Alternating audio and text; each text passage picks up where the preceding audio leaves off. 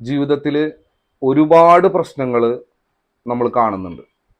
ചിലവർക്ക് കല്യാണമായി ബന്ധപ്പെട്ടതാവും, ചിലവർക്ക് ജോലിപരമായ കാര്യങ്ങളാവും, ചില ആൾക്കാർക്ക് വീട് സംബന്ധമായ ഇഷ്യൂസുകളാവും, പറമ്പ് സംബന്ധമായ ഇഷ്യൂസ് ആവും, കച്ചവടമായി ബന്ധപ്പെട്ടുള്ള ഇഷ്യൂസ് ആവും, ലവ് മേറ്റർ ആവും, ദാമ്പത്തിക പരമായിട്ടുള്ള കലഹങ്ങളാവും.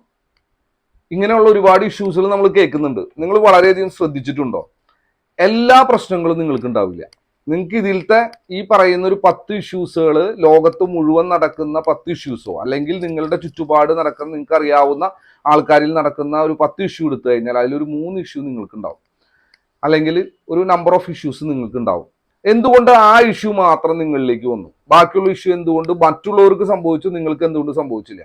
അപ്പൊ അവിടെ മനസ്സിലാക്കേണ്ട കാര്യം, എല്ലാ ഇഷ്യൂസിനെയും നിങ്ങളിലേക്ക് വരുന്നില്ല, എല്ലാ ഇഷ്യൂസുകളും നിങ്ങൾക്ക് സംഭവിക്കുന്നില്ല എന്ന് പറയുന്ന പോലെ എല്ലാ ഭാഗ്യങ്ങളും നിങ്ങൾക്ക് വരുന്നില്ല, എല്ലാ തരത്തിലുള്ള ഭാഗ്യാനുഭവങ്ങളും വരുന്നില്ല എന്നുള്ളതാണ് അതിന്റെ കോൺസെപ്റ്റ്.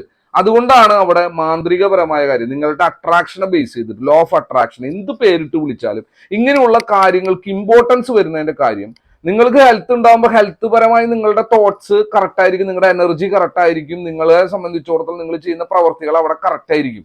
പക്ഷെ അതേ വ്യക്തിക്ക് തന്നെ സാമ്പത്തികപരമായി ഭയങ്കര പരാജയമായിരിക്കും. എന്നുവെച്ചാൽ അവിടുത്തെ എനർജിയും അവിടുത്തെ ഭാഗ്യാനുഭവവും അവൻ ചെയ്യുന്ന പ്രവൃത്തിയിൽ വരുന്ന റിസൾട്ടും അവിടെ കിട്ടുന്നില്ല.